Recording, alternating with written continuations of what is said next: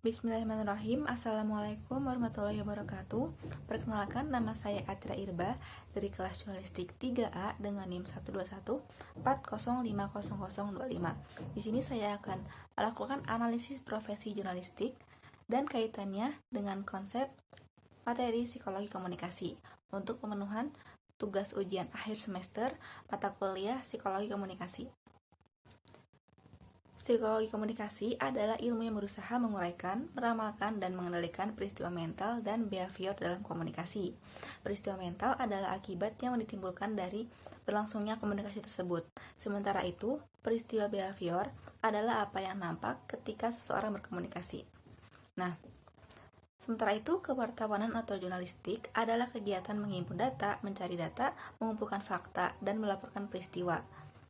Nah, berdasarkan pengertiannya, jurnalistik adalah catatan harian mengenai kejadian sehari-hari atau juga berita surat kabar harian. Di sini saya akan mengambil contoh profesi editor.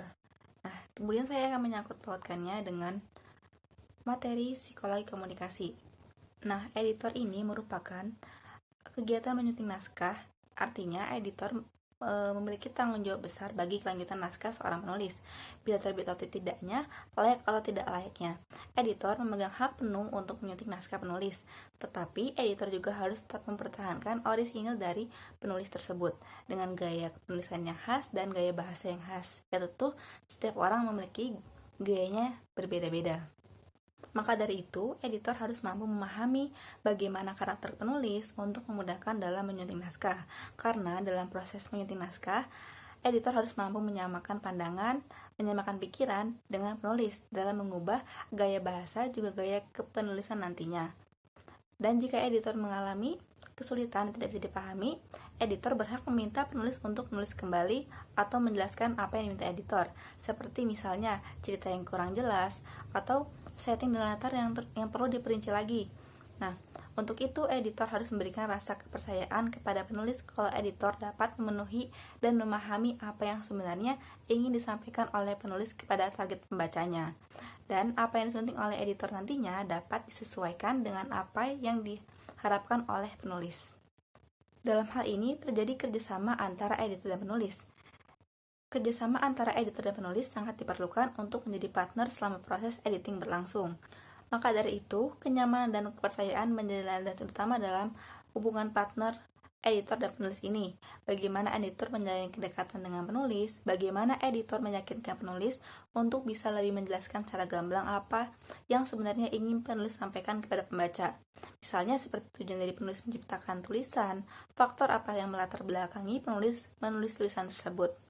Nah, dalam profesi sebagai editor ini melibatkan komunikasi tentunya. Maka dari itu dapat disesuaikan dengan teori komunikasi interpersonal, di mana komunikasi interpersonal ini terjadi percakapan secara langsung karena keduanya menjalin kerjasama, sifatnya yang dua arah atau bertimbal balik, baik antara editor maupun penulis sama-sama membutuhkan respon satu sama lain. Nah, editor perlu memahami bagaimana latar belakang penulis, gaya bahasa, gaya penulisannya. Sementara itu, penulis harus mampu memahamkan apa yang editor perlukan. Untuk itu, kenyamanan dan rasa kepercayaan diperlukan dalam proses interaksi keduanya dalam masa menjadi partner dalam editing ini. Karena tujuan akhir antara editor dan penulis itu sama, yakni memberikan hasil kepada pembaca nantinya. Mungkin sekian yang dapat saya sampaikan. Bila ada salah mohon dimaafkan. Wassalamualaikum warahmatullahi wabarakatuh.